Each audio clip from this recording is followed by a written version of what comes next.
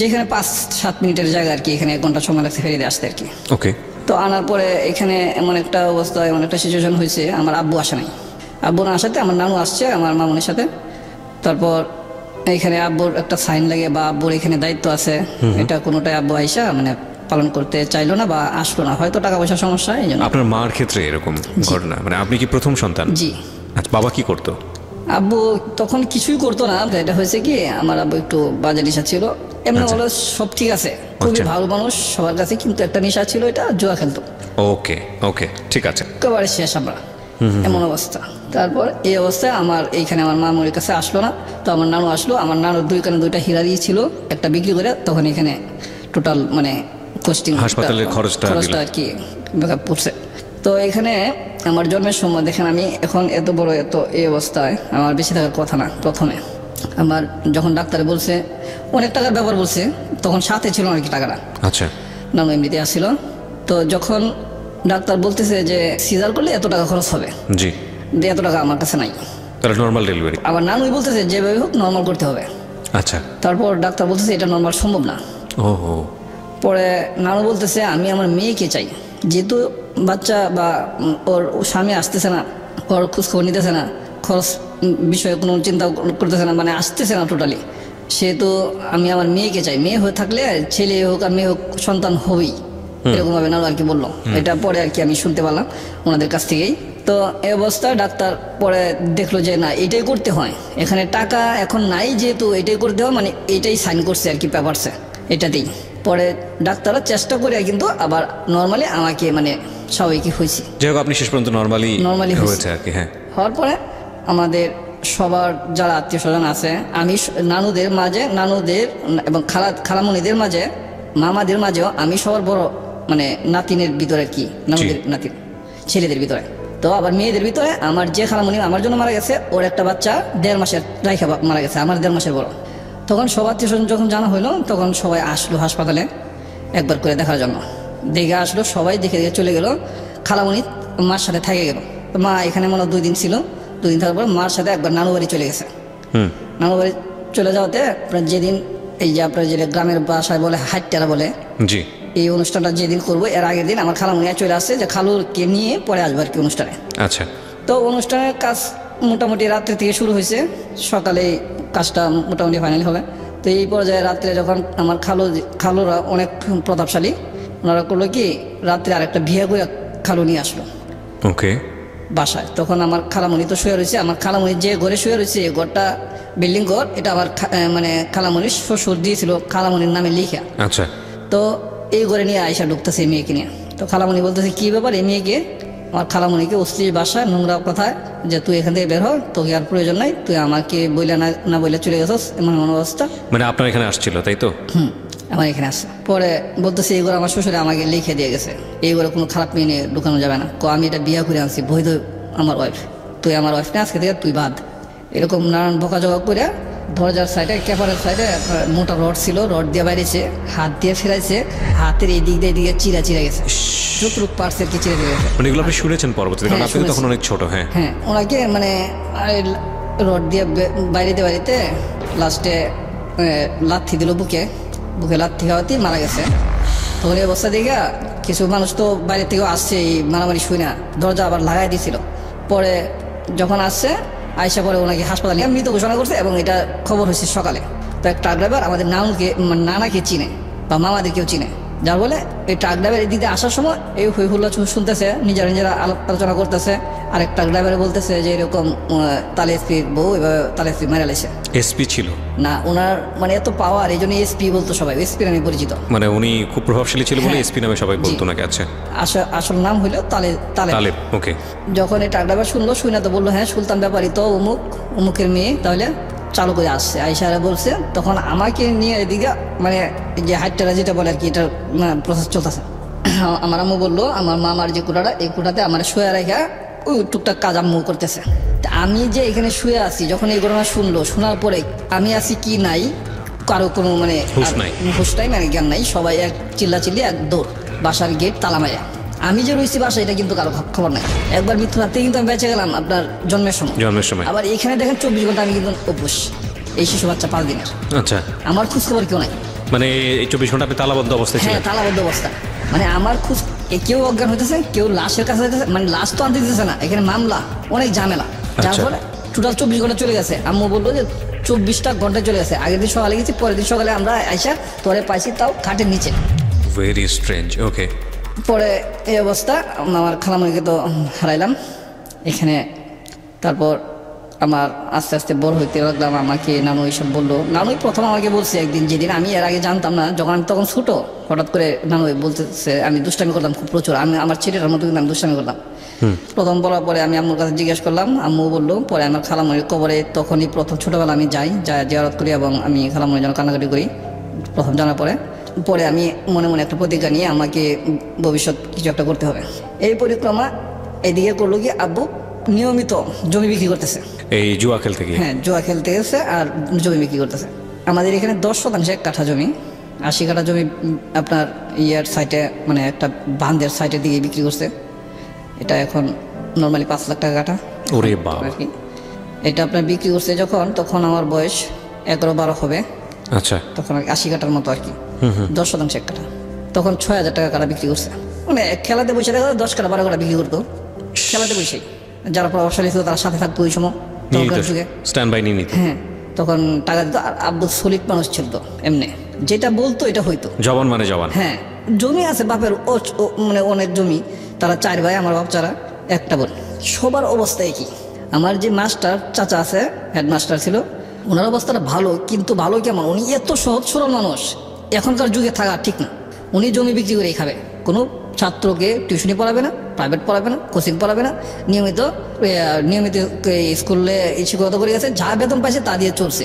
এখন রিটায়ার হয়েছে, এখন জমি বিক্রি করে চলতেছে। মানে সবাই শুধু জমি বিক্রি করে? হ্যাঁ। মানে আপনার দাদার কাছ থেকে এত জমি পাইছে? হ্যাঁ জমি পাইছে। বাহ। এখন হয়েছে কি, আবার আমার মাস্টার যেটা, 3টা মেয়ে 1টা ছেলে, প্রত্যেকটা আবার একটা অনার্স আর একটা ডিগ্রি করতেছে আর একটা ইন্টার পড়তেছে। তো এরকম করে করে জমি কিন্তু আমাদের টোটালি এক সাইড হয়ে গেছে। এখন যেটুকু আছে আমরা চলতে পারি। এখন এই পরিবেশে আমি হইলাম কি, যখন দেখতেছি জমি বিক্রি করতেছে, আমার পড়াশোনাটার চাপটা বা হয়ে গেছে, মানে ডিল হয়ে গেছে, পড়াশোনার দিকে আর মন ঢুকতেছে না। আম্মার কষ্ট, আম্মাকে মারে, দান দুন যাই হয় সব বিক্রি করে বস্তা করে, আম্মু না করে আম্মুকে মারে। এই বস্তা করে মানে সংসারে এত একটা অশান্তি, মানে ঝগড়াই, সবসময় নিয়মিত ঝগড়া। এই বস্তা দিকে আমি একদিন করলাম কি, ছোটো তখন ক্লাস 7-এ পড়ি, তখন আমার মামার সাথে আমি ঢাকা চলে আসি। আচ্ছা। উনি ঢাকাতে একটা দোকান করে, ওনার সাথে থাকার জন্য মানে যাই দেয় আমাকে, আমার মা অন্তত চলতে পারবো, এভাবে নানু বইলে আমাকে দিয়ে দিছে। পরে এখানে কয়েক মাস ছিলাম, রোজার মাস ছিল তখন, রোজার মাস ছিলাম, রোজার পরে ঈদে যে গেছি, পরে আবার যা স্কুলে ভর্তি হয়েছি, আবার পড়লাম 2 বছর। এরপরে কিন্তু আর পড়ি নাই, লাস্ট যা মেট্রিক পরীক্ষা দিয়েছি শুধু ভর্তি হয়ে। এরপরে আসছি আপনার আইসা প্লাস্টিক কারখানায় ঢুকছি। এখানে বেতনটা ভালো, টাকা পয়সার এমন ভালো যে সংসার চালাইতে পারবো। এই অবস্থা করে আমি টাকা কামাই করি। তখন থেকেই আমি যেখানে ছিলাম ইসলামবাগ কামালবাগ, ওইখানে 20,000 টাকা শতাংশ জমি আমি তখন পাইছি। আচ্ছা, ইসলামবাগ কামালবাগে? জি। ওরে বাবা। 4,000-5,000 টাকা মাস আমার থাকতো তখন।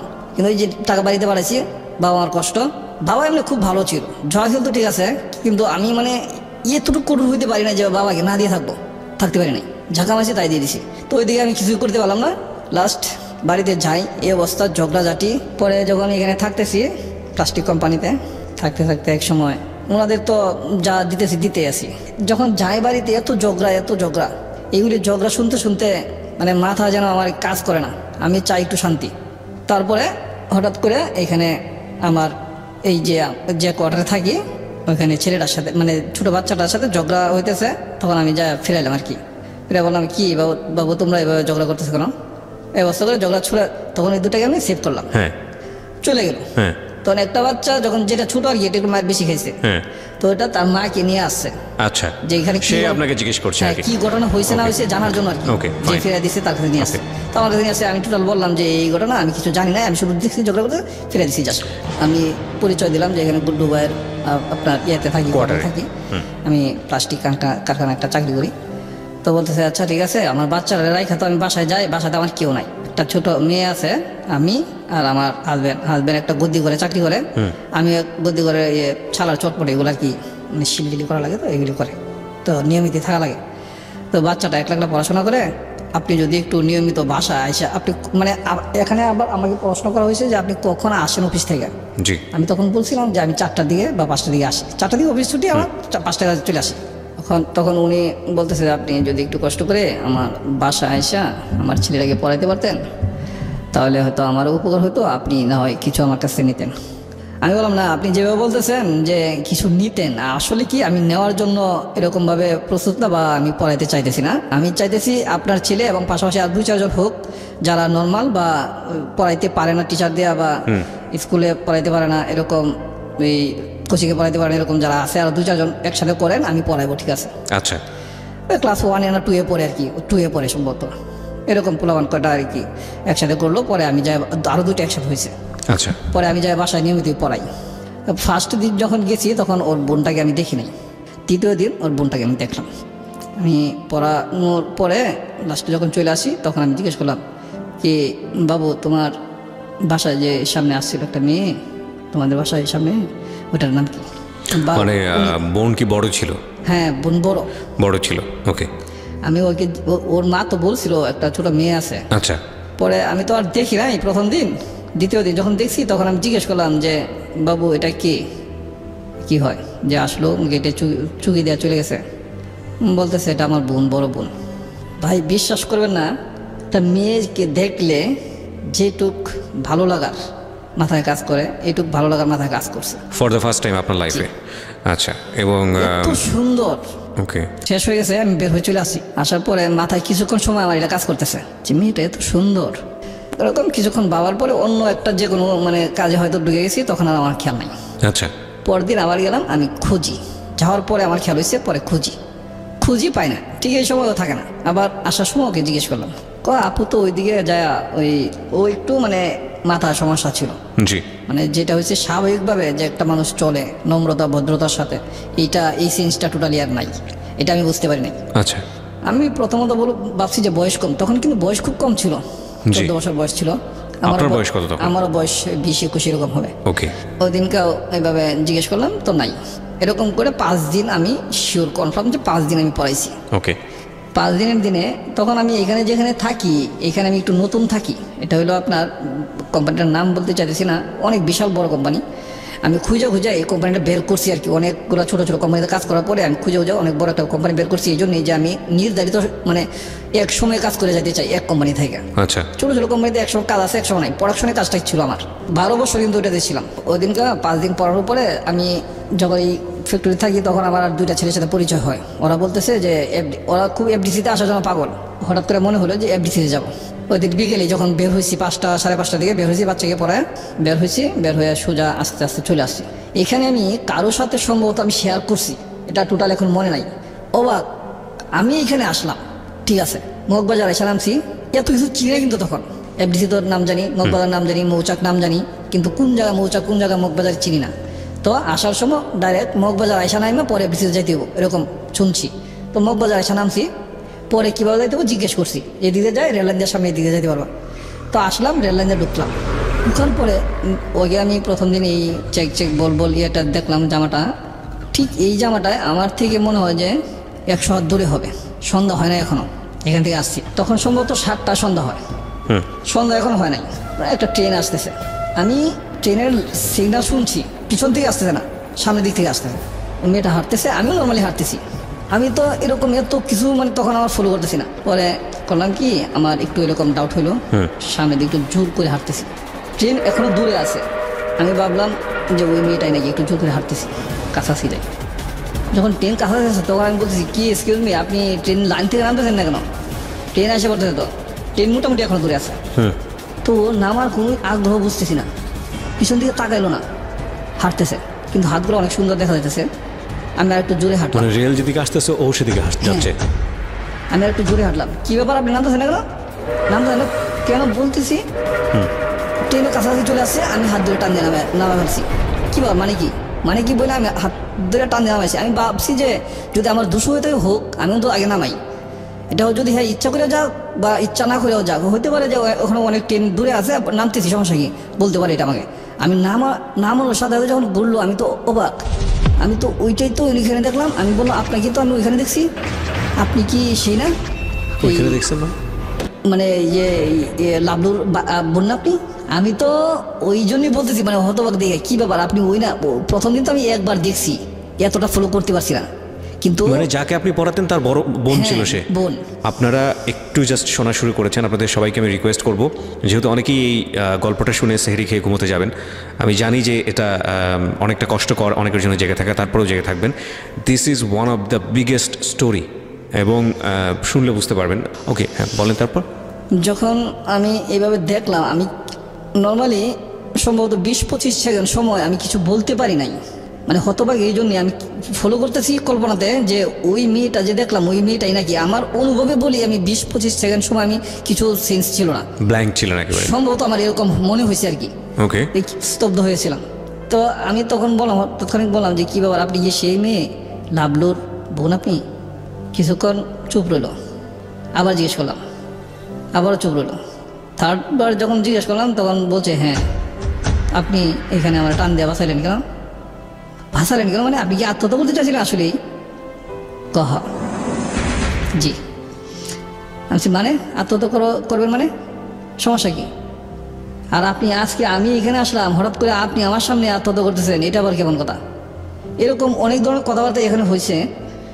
আমি সবচেয়ে অবাক আর সবচেয়ে মর্মাহত যে আপনি কেন আত্মহত্যা করবেন এবং আমার কাছাকাছি এবং আমার সামনে কেন, মানে এই জিনিসটা, এই বিষয়টা আমার খুব খুব হতবাক করছে আমাকে। তো পরে উনি বলতেছে যে আমি তো একজনের সাথে রিলেশনশিপ করছি, ওর ছেলেটার নাম জাফর, তো আমাকে মানে ধোঁকা দিছে। ও যখন আমাকে এই অবস্থায় মানে প্রেগনেন্ট করছে, এই অবস্থা স্বীকার করে না। ও বলতেছে আমি অন্য কারোর সাথে এরকম করছি, আরও কারোর সাথে এফআইআর আছে। ওরে অ্যাকচুয়ালি অনেক ছেলে পছন্দ করতো, অনেক সুন্দর ছিল। ওকে, আমি বলতেছি যে আপনি বিষয়টা আমি বুঝতে পারলাম না ঠিক, আপনি ক্লিয়ার বলেন। বলতেছে আমি প্রেগনেন্ট, 2 মাস হয়ে গেছে, 1 মাসের উপরে 2 মাসের কাছাকাছি এই অবস্থা। এখন তো ও আমাকে স্বীকার করে না, আমি তো মা বাবাকে বলতে পারতাছি না। আমি কিছু সময় অফ রইলাম, ও হাঁটতে শুরু করলো, কিছু দূর চলে গেছে। আমি ওরে ডাক দিই নাই, আমি দৌড়াই গেছি, দৌড়ায় যা সামনে ধরেছি। কোথায় যেতেছেন? যেদিকে তুই চোখ যায় এদিকে চলে যাবো। আমি বললাম দাঁড়ান, আল্লাহ তাআলা পৃথিবীতে যত সমস্যা দিছে প্রত্যেকটা সমস্যার সমাধান দিছে। নিশ্চয়ই। হয়তোবা কেউ এই কিছু কিছু সমস্যা জীবন দিয়ে শেষ করে, তার আগেও যে সমাধান থাকে এটা সে খুঁজে পায় না বা খুঁজতে চেষ্টা করে না, ভাবে এইটাই তার সমাধান। আমি খুব চিন্তা বুদ্ধি করে আসতে গুছায় কথাটা বললাম তারে, যে এছাড়া এখান থেকে ওরে নেওয়ার অন্তত প্রচেষ্টাও তৈরি হতেছে না, আপাতত নিতে হবে। বিশ্বাস করবেন না, আমি ওদিনকা এখান থেকে নিয়ে গেছি ওকে, নেওয়ার পরে আমি ওদিনকা সারা রাত ওকে আবার এখানে আমি একটা দিছি, আমি বলছি আপনার যত সমস্যা এটা যদি আমি বুঝে নিই তাহলে কি আপনি কি মানবেন? আপনাকে যে ছেলেটা এই অবস্থা করছে, যার সাথে আপনার এই সুসম্পর্কটা তৈরি হয়েছে, প্রথমে যখন সুসম্পর্কটা তৈরি হয়েছে, যেহেতু আমি আপনাকে প্রথম দেখছি, দেখার পরে আমার এত ভালো লাগছে আপনাকে, তা আপনাকে ওই ছেলেটা দেখে কিন্তু এরকম ভালো লাগছে। এই ভালো লাগার থেকে আপনার প্রতি নোংরামি একটা চিন্তা হয়েছে ছেলেটার, আর নোংরামির ফসল আপনাকে দিয়ে দিল। আপনি একবার চিন্তা করতে পারছেন যে আপনি কিভাবে ওকে চাইছেন আর ও আপনাকে কি দিল? এখন আমি আপনার কাছে একটা জিনিস একটা বিষয়ই ক্লিয়ার জানতে চাইবো, ওই ছেলেটার প্রতি কি আরও চিন্তাধারা আছে কিনা আপনার? ওকে কি আপনার জীবনে চাইবেন বা ওকে কি আপনার জীবনে কখনো ফেরত পাইতে চাইবেন, যখন আপনাকে এটা স্বীকার করতেছে না? আপনাকে যেদিকে মন সেদিকে যাইতে বলছে, যা ইচ্ছা তাই করতে বলছে, এটা আমি কখনোই মেনে নিব না এভাবে বলছে, তো আপনি কী করবেন? ওই ছেলেকে আবার কখনো গ্রহণ করবেন? যদি আপনার মনের মাঝে ওই ছেলের থাকে তাহলে বলেন, আর যদি বলেন যে না, এই অবস্থায় যে আমাকে গ্রহণ করছে না তাকে আমার প্রয়োজন নাই, আপনি দুইটার থেকে যে কোনো একটা সাইড নেন, তারপরে আমি আপনাকে একটা ডিসিশন দেবো, এটা মনে হয় যে আপনার কাজে লাগবে। ওকে। পরে বলছে না, ওর তো কাছে যাওয়ার তো আর কোনো সম্ভাবনা নাই, ও তো যেহেতু আমার এই অবস্থা করে এভাবে আমাকে ছাড়ে দিছে, ও কোনোভাবে আমাকে স্বীকার করতে রাজি না, সেহেতু ওর কাছে আমার যাওয়ার প্রশ্ন আসে না। আপনি খুব সুন্দর কথা বলছেন, আমি যদি এই বাচ্চা সহ আপনাকে চাই, আপনি কি আমার কাছে আসবেন?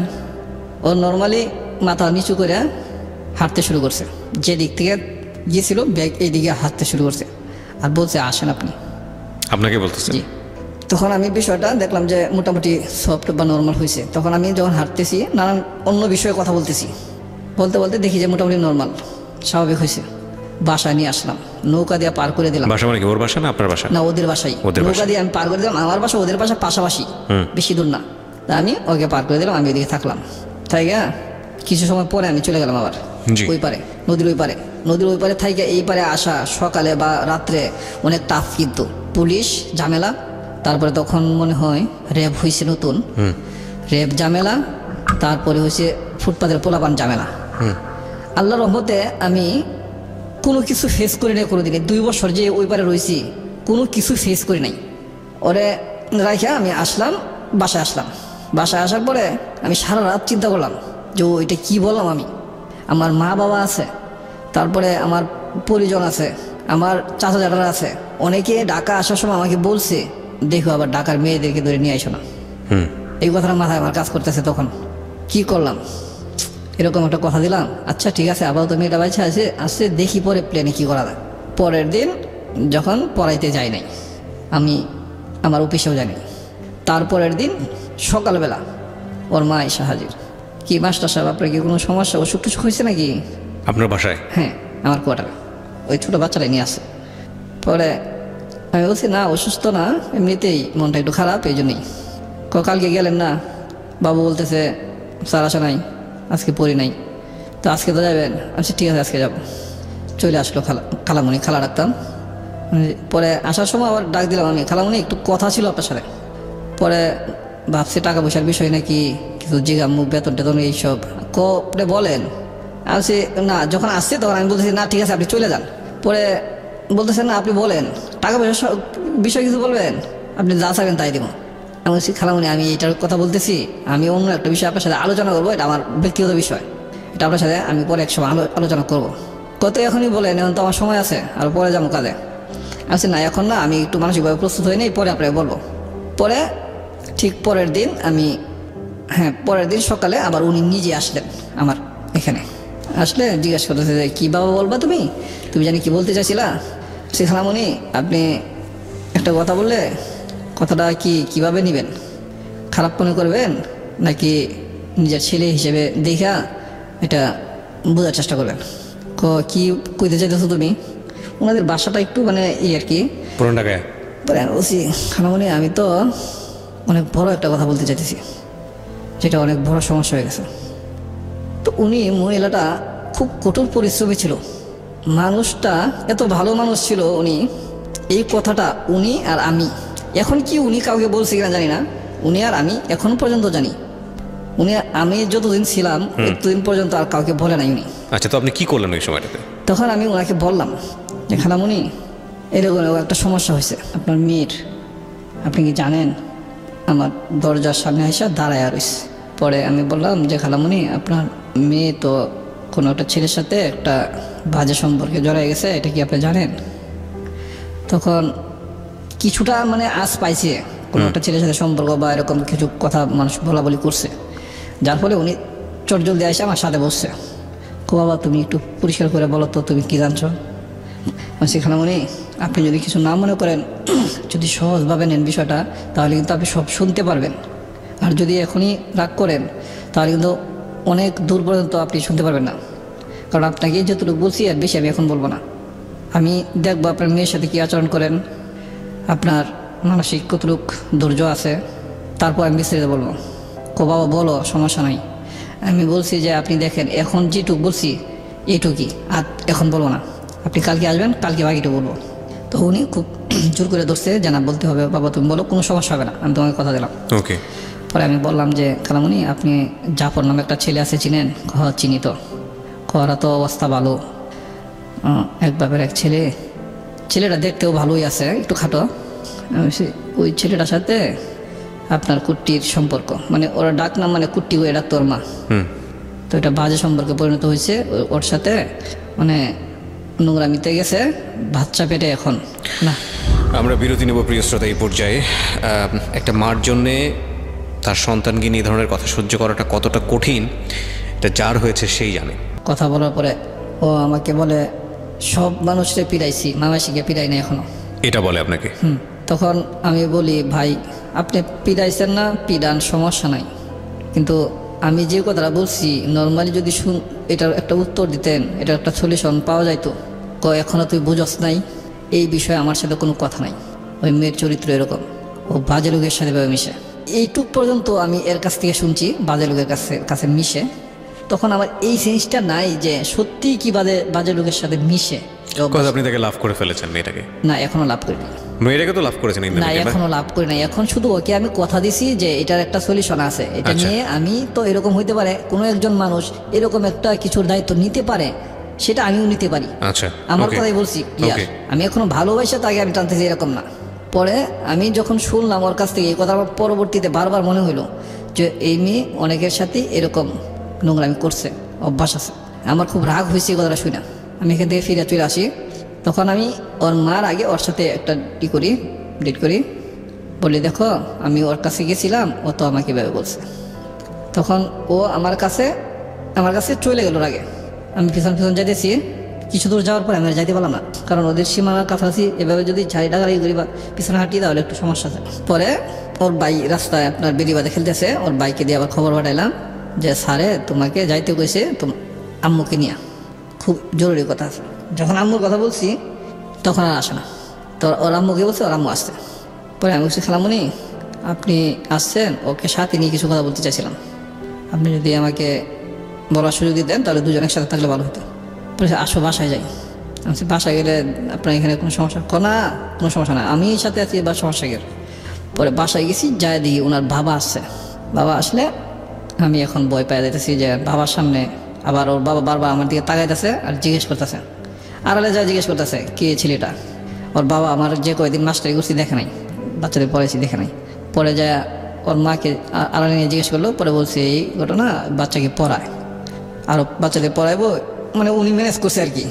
ওর বাবা চলে গেছে এখান থেকে। পরে খালামণি আসলো, ও আসলো। আমি বললাম, খালামণি দেখেন, এটা যদি আপনি আমার উপরে এখনও ছাড়তে পারেন না, বা এটাকে আপনি এরকমভাবে নিতে পারেন, আমি বলছি মানে টোটালি যেটা বলছি সত্যি এটা বলতেছি। আমি বলছি দেখেন আপনি এটাকে ফালা দিতে পারেন, ক্লিয়ার করার জন্য বলছিলাম আর কি, ক্লিয়ারও করতে পারেন, বা এটার জন্য আমি নিতেও পারি, কিন্তু আমাকে যে দিবেন, আমাকে কতটুকু বিশেষ করে দিবেন এটা আপনার জানা দরকার আছে। ওর মা বলতেছে, বাবা দেখো তুমি যে কথা বলছো আজকের যুগে এই সব কথা মানুষ বলে না, তোমার সাথে আর কিছু বোঝার নাই। পরে বলতেছে কি, তোমাদের ফ্যাক্টরিতে কয়েকটা মেয়ে কাজ করে, আমাদের এই দিক থেকে যায়। আমি বলছি হ্যাঁ চিনি তো। ও যখন বাড়িতে থাকে একলা থাকে, অন্যদের সাথে আড্ডা দেয়, ফালতুমি করে, এর চেয়ে তুমি তোমার এখানে নিয়ে কাজ দেও একটু। পরে ঠিক তাই করলাম, যে তোমার এখানে থাকলো, তোমাকেও দেখলো, তুমিও দেখলা, তুমিও চিনলা জানলা, তোমাকেও হ্যাঁ চিনলো জানলো। পরে ঠিক তাই করলাম, আমার কারখানায় আমার ফ্যাক্টরিতে নিয়ে কাজে দিলাম। ওইখানে কাজ করে, ওর সাথে আমার কোনো পরিচয় নেই, দূর থেকে ও যা দেখে আমাকে, আমি ওকে তাই দেখি, কথা নাই, কোনো পরিচয় নেই, এরকম একটা ভাব। 1 মাস হয়েছে, তখন তো ওইদিকে আগায় গেছে, বাচ্চা বড় হওয়ার ব্যাপার, বাচ্চার বড় ব্যাপার। পরে 1 মাস থাকার পরে এখানে একটু সুসম্পর্ক আমাদের দুজনের ভিতরে হয়ে গেল। এই 1 সপ্তাহ পরে থেকে কথাবার্তা চলে। তো ম্যানেজার 2জন ছিল, করিম ভাই, কবির ভাই মারা গেছে, আল্লাহ ওনাকে ভালো জায়গায় রাখুক। ওনাদের সাথে সবসময় থাকতাম আমি, ওনাদের অফিসে শুইতাম আমি বেশিরভাগ নাইট পড়তো আর কি, নাইট করা হইলে 2টার পরে শুইতে হইতো, 2টার পরে ওনাদের অফিসে শুইতাম আমি ওনাদের সাথেই। তা একদিন কবির ভাই ডাইকা নিল, এইখানে বসে তুই কাজ করবি আর ওরা ওইদিকে ওই রুমে করবো। কেন ভাই? ও এত নম্র ভদ্র ব্যবহার দেখাইছে অফিসে, এর চেয়ে ভালো ভদ্র ব্যবহার হইতেই পারে না। একটু দুষ্টামি করে আর কি, দুষ্টামি এরকম, কিন্তু এটা একটু খারাপও লাগে। আবার অনেক সময় মনে করি যে বড় ভাই হিসাবে এরকম মানে চোর দেয়, একটু হাতে ধরে টান দেয়, এরকম কিছু টাইপের আর কি। এত নোংরামি কিছু না, অন্য কিছু বোঝা যায় না। তা আমি যে আগে পছন্দ করি বা ও আমাকে এখন পছন্দ করতেছে, অলরেডি পছন্দ করা শুরু হয়ে গেছে, কিন্তু আগে তো কথা দিলাম এরকম, পরে এইভাবে অলরেডি পরে পছন্দ করা শুরু হয়েছে, এত ভালো লাগে।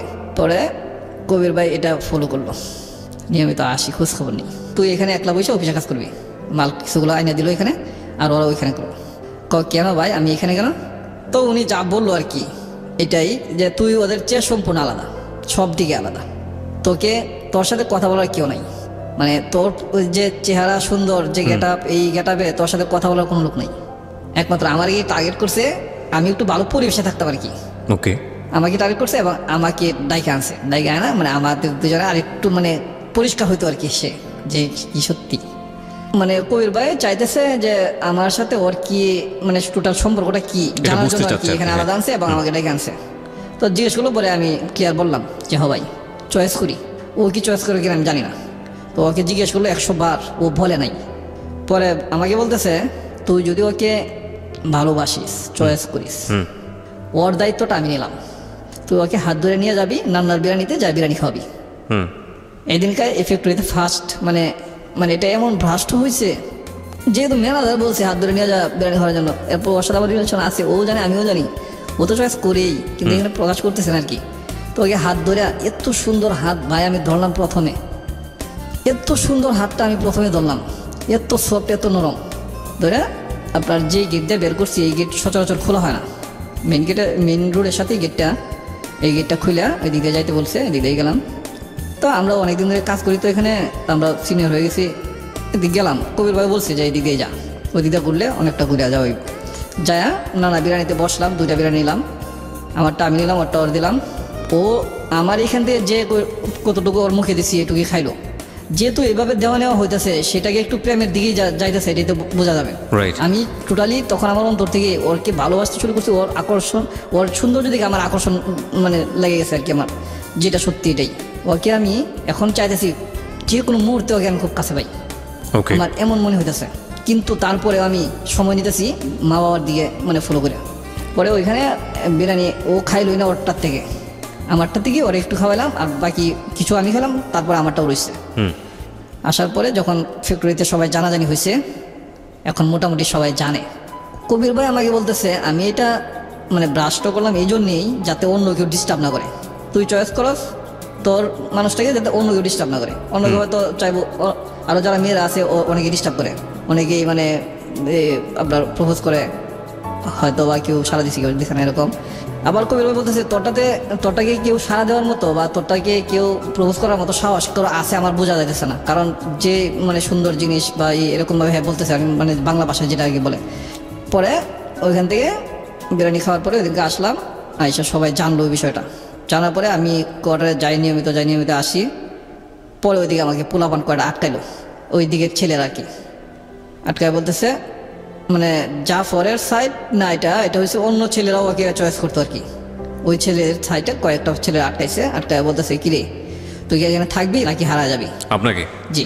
তখন আমি ওনাদেরকে খুব সলভ ভাষায় খুব সুন্দর করে বললাম, দেখেন ভাই আপনারা যে বিষয়ে বলতেছেন আমি বুঝতে পারছি, বিষয়টা এমন একটা কঠিন পর্যায়ে দাঁড়াইছে, এই অবস্থাটা থেকে উত্তীর্ণ হওয়ার মতো কোনো পথ আমি খুঁজে পেতেছি না। আপনারা যদি একটা পথ দেখান তাহলে আমি সেই পথে হাঁটবো, একটা পথ দেখায় দেন।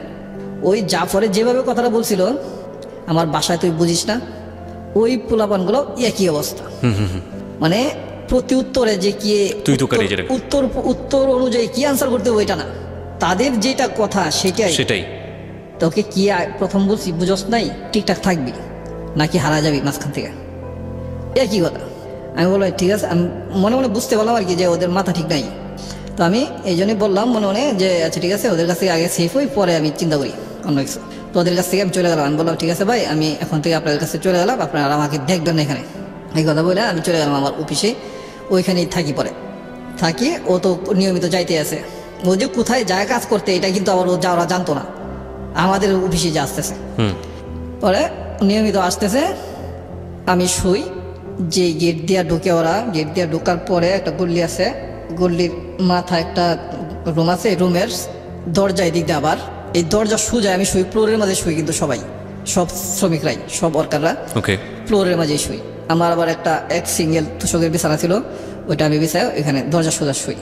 তো এখানে এদিক দিয়ে প্রতিদিন যাওয়া আসা যখন করে তখন দরজাটা আমি খুলে রাখি শোয়ার সময় আর কি, আমি তখন নাইট করি। জি।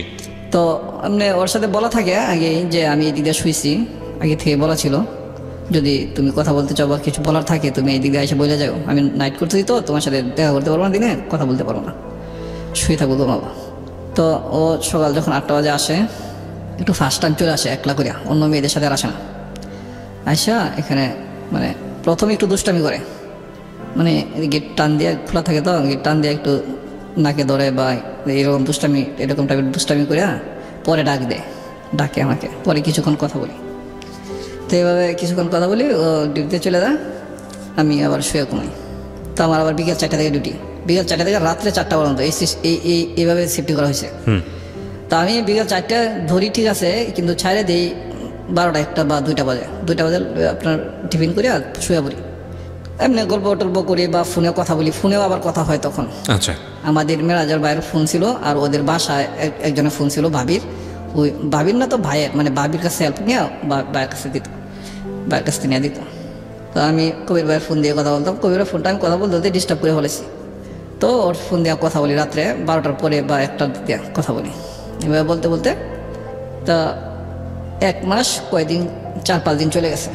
এখন ওখান থেকে এভাবে কথা বলতে বলতে 1 মাস 7-8 দিন হয়েছে। তো একদিন ওকে নিয়ে বের হইলাম ঘুরতে। ঘুরে আসার পরে সন্ধ্যার দিকে ওর মার সাথে মিরপুর হাসপাতালে দেখা। ওকে যায় আগায় দিয়ে আসবো, মানে নদীর এই পার থেকে নৌকাতে উঠায় দিয়ে আসবো, এই দিকটা যাইতে হয় আর কি, মিরপুর হাসপাতালের ভিতর দিয়ে যাই। পরে ওর মা এখানে দাঁড়ান, জিজ্ঞেস করলাম কি হয়েছে খালামণি এখানে আপনি? ওর আব্বুর অবস্থা তো ভালো না, ওরা তো হাসপাতালে ভর্তি করছে না। আগে একবার মাদ্রাজে নিয়ে গেছিলাম, ওদের জমি ছিল এখানে, আপনার বাবুবাজার জমি ছিল 4-5 শতাংশের মতো, ওইটা বিক্রি করে মাদ্রাজে নিয়ে চিকিৎসা করছে ওর বাবার অবস্থা ভালো। কিন্তু এই যে আমি যে খালামণি ডাকতেছি উনি কিন্তু দ্বিতীয় সংসারের মহিলা, আর এই মেয়েটা আর 2টা বাচ্চা দ্বিতীয় সংসারে। এগুলা ওর আব্বুর অবস্থা কিন্তু ভালো ছিল আগে। আচ্ছা, পরে যখন এখানে ওর মা দাঁড়ানো, তখন মাকে জিজ্ঞেস করলাম কি হয়েছে খালামণি, বলতেছে যে ওর আব্বুকে নিয়ে হাসপাতালে আসলাম, ওর আগে তো একবার মাদ্রাজে নিয়ে গেছি, তুমি তো জানো নাই, ওখানে চিকিৎসা করে আনছি, এখন তো আবার ধরা পড়ছে একটু সমস্যা, মানে শরীরের সমস্যা বোঝা যাইতেছে। হাসপাতালে ভর্তি করলাম, হাসপাতালে রিপোর্ট করতেছে, পরীক্ষা নিরীক্ষা করতেছে। আচ্ছা ঠিক আছে। তো হাসপাতালে ঢোকার পরে যাই দেখলাম বেডে শুয়ে রয়েছে, পরীক্ষা নিরীক্ষাগুলো দিছে এবং ভর্তি থাকতে হবে। এখন বাসায় কেউ যায় না, সব হাসপাতালে সারাদিন কাজ করে যার যার মতো হাসপাতালে চলে আসে। খালামণি ওই দিক দিয়ে পাক করে নিয়ে আসে ওরা হাসপাতালে, ওই মেয়েও খাই এখানে, আঙ্কেলও খাই এখানে, আর আমি তো খাই আসি, আবার অনেক সময় ওদের সাথে খাইতে হয়, কিন্তু আমি কন্টিনিউ ওইখানেই থাকি, ডিউটির পর ওইখানেই, রাত্রে ওইখানে। ওকে। ও দেখা যায় কি অনেক বড় বেঞ্চ আছে, বারান্দা 4 তলা না 5 তলা ছিল এটা ফ্লোরটা, আপনার একটা গলির ভিতরে আছে, গলির ভিতরে একটা বেঞ্চ আছে লম্বা, ও আমার এখানে শুয়ে থাকতো রাত্রে। তো অনেক সময় আমি শুইতাম, এভাবে দুজনে মিলে শুয়ে ঘুমাইতাম আর কি রাত্রে। খালামণি এটা কিছু মনে করতো না, আমরা যেখানে আছি যে অবস্থায় আছি একবার দেখতেও আসতো না, এভাবে চলতেছে। তো এইখান থেকে আপনার পরের আগের রিপোর্টগুলো দেখছি, এখন আমরা নতুন করে রিপোর্ট করছি। এটা অ্যাকচুয়ালি যেটা হয়ে গেছে, ওনারা যে রিপোর্টটা দিছে এটা হয়তো আপনারা সবাই এতটা শিক্ষিতরা বুঝেন নাই। এটা মানে মৃত্যু অবধারিত, খুব সামনাসামনি, কাছাকাছি। ঠিক 21 দিন পরই ফজরের টাইমে একটু আগে দিয়ে মারা গেছে। আপনি জানাননি ফ্যামিলিকে? আমি আর জানাই নাই। তো যেদিন মারা গেছে সেদিনকা সরি এখানে একটু বাকি পড়ছে, আমার বলতে ভুলে গেছিলাম।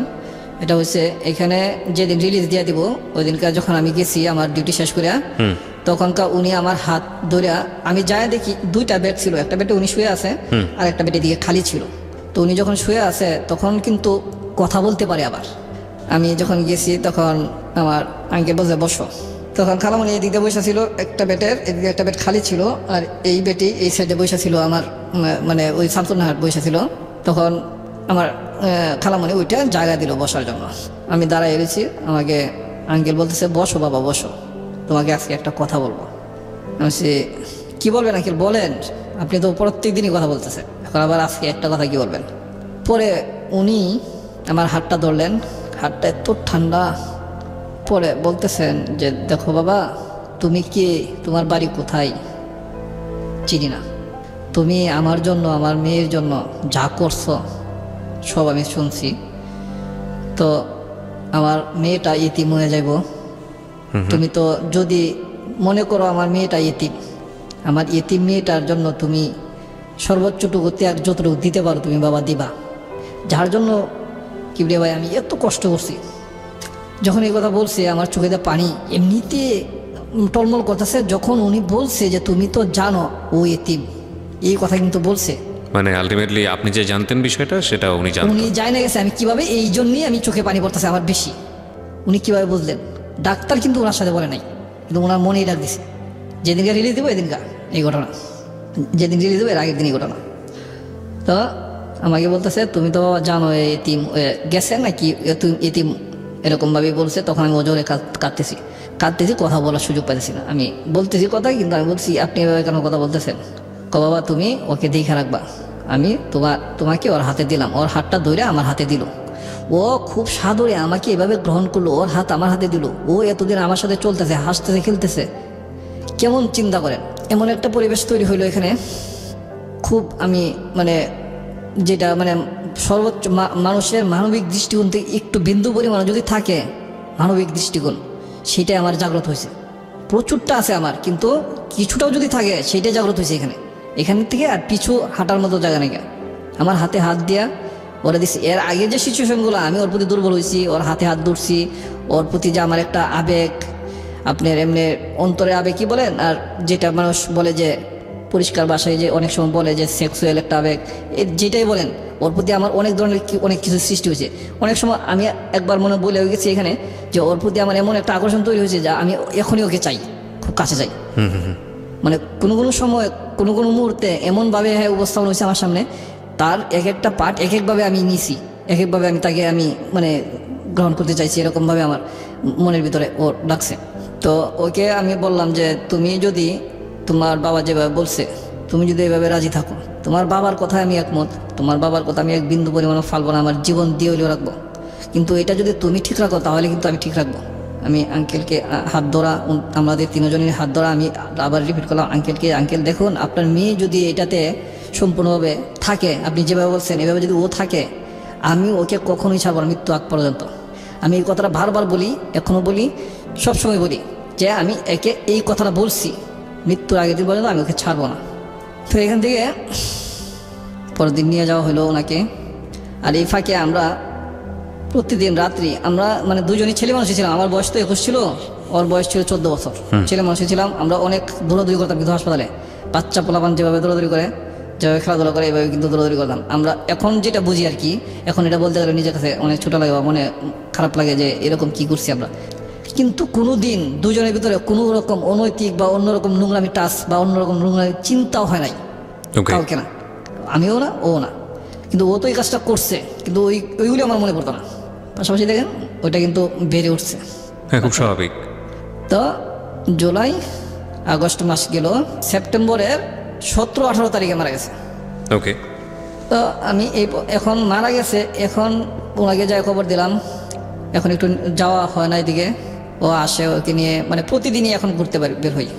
বাবা মারা যাওয়ার পর দিন থেকেই এদিক সেদিক যাই, বসি, অনেক গল্প করি। গল্পগুলো খুব মানে সংসারী গল্প।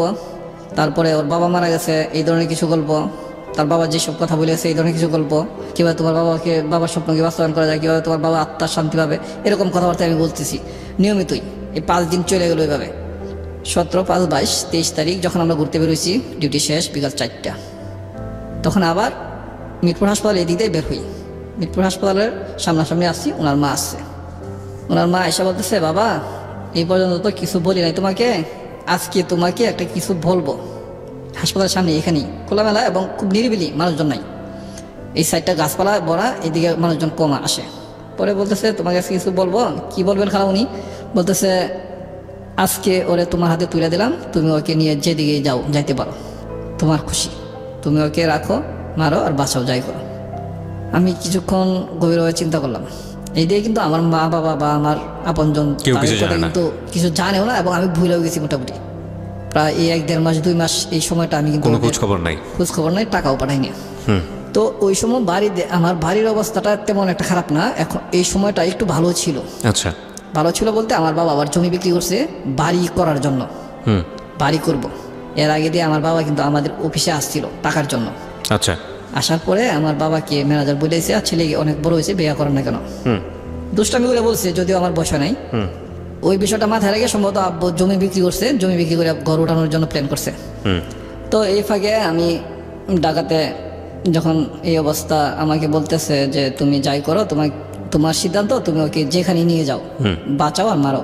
তো আমি কিছুক্ষণ স্তব্ধ থেকে নীরবে থেকে আমি বললাম, আন্টি দেখেন এটা আসলে এরকম হয় না, এটার একটা মানে ডকুমেন্ট বা একটা থাকতে হবে, ইস্যু থাকতে হবে, ক্লিয়ার থাকতে হবে, আর নাহলে এটা খারাপ দেখা যায় সমাজের মাঝে, এটা খুব খারাপ দেখা যায়, আপনি এটা আমাকে ডকুমেন্টস করে দেন। পরে উনি বলছে তোমার ইচ্ছা, তুমি যেভাবে করো আর কি।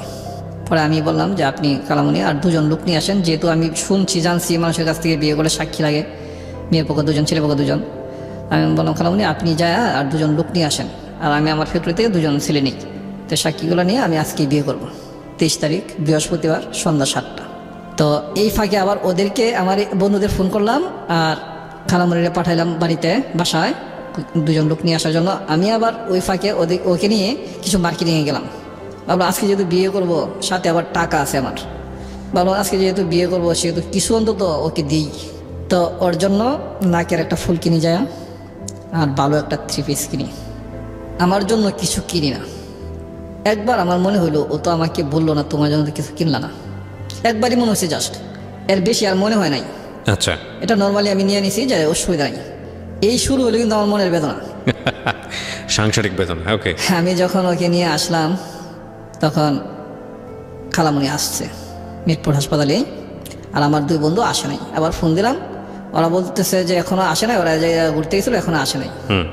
তো আমি ভাবলাম যেহেতু ওরা 2জন সাক্ষী নিয়ে আসছে আর 2জন ছেলেও নিয়ে আসছে, ছোট ছেলে, ওইটা আবার আত্মীয় স্বজনের ভিতরে খুব ভালো ভদ্র ছিল ওরা। ওকে, পরে ওদেরকে নিয়ে গেলাম, নিয়ে যায় কাজী অফিসে ঢুকলাম। বিয়ের টোটাল কথাবার্তা আলাপ আলোচনা লেখালেখি শেষ। এখন কাবিনের টাকা 5 লাখ ওরা বলতেছে। এখন আমি যে ড্রেস টুস কিনলাম, নাকের ফুল কিনলাম, এরপরে এত টাকা আমার কাছে নাই যে কাবিনের টাকার দেনমোহর যেটা ইটা যেটা পোস্টিংটা যেটা আসে আর কি, এটা দেওয়ার মতো আমার কাছে নাই। ও আচ্ছা, কাবিনের টাকার যে ইয়েটা মানে কাজীকে দেওয়ার জন্য যেটা, হ্যাঁ এই টাকাটা নাই আমার কাছে। 5 লাখ টাকা দিলেও আমার সমস্যা নাই, আমি বলতেছি। আচ্ছা, যদি এটার যে কোস্টিংটা আসে এটা যদি আপনারা দিতে পারেন 5 লাখ না আরো বেশি দেন, সমস্যা নেই আমার। আচ্ছা, এটা আপনি বলতেছেন? আমি বলতেছি। ওদের এখানে আপনার চিকনি নামে একটা মেয়ে আছে, ওই মেয়েটা আপনার একটু বেশি বার্গেনিং করতেছে। ওই বলতেছে না দিতে হবে দিতে হবে। আমি ঠিক আছে দেন, আপনার কাছে টাকা থাকলে আপনি দেন, প্রয়োজনে আমি পরে আপনাকে দিয়ে দিব, হাওলাতি দেন, আপনার কাছে টাকা থাকলে দেন।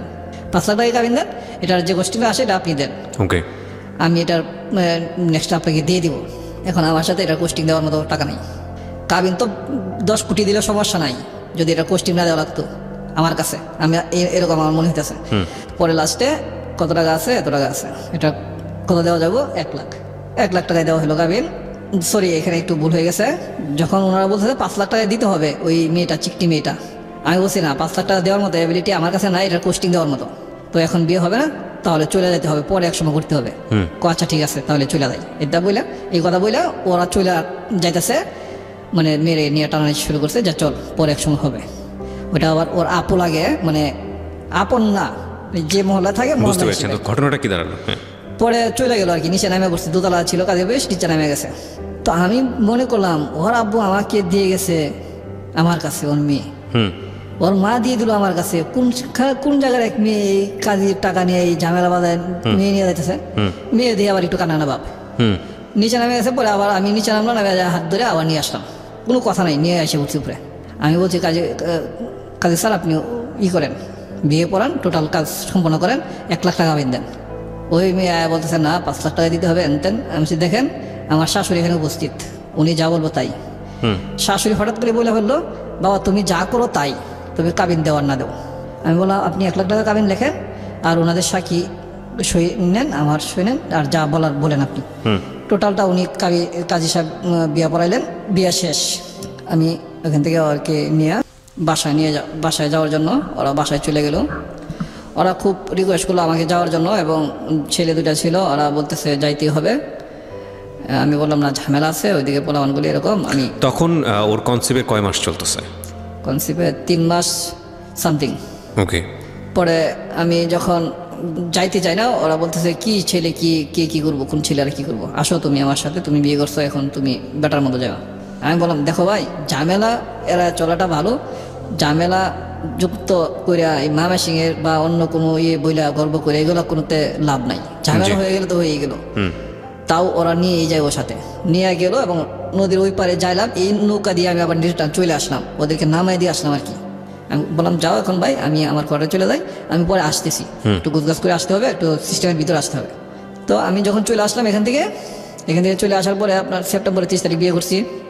শুক্রবার দিন আমার এক ভাতিজা খলিল নাম, ও আসছে আম্মুর একটা চিঠি নিয়ে, যেহেতু 2 মাস ধরে বাড়িতে যাই না বা যোগাযোগ করি না, চিঠি নিয়ে আসছে শুক্রবার, আমি শুক্রবার অফ ডে কিন্তু ডিউটি করতেছি।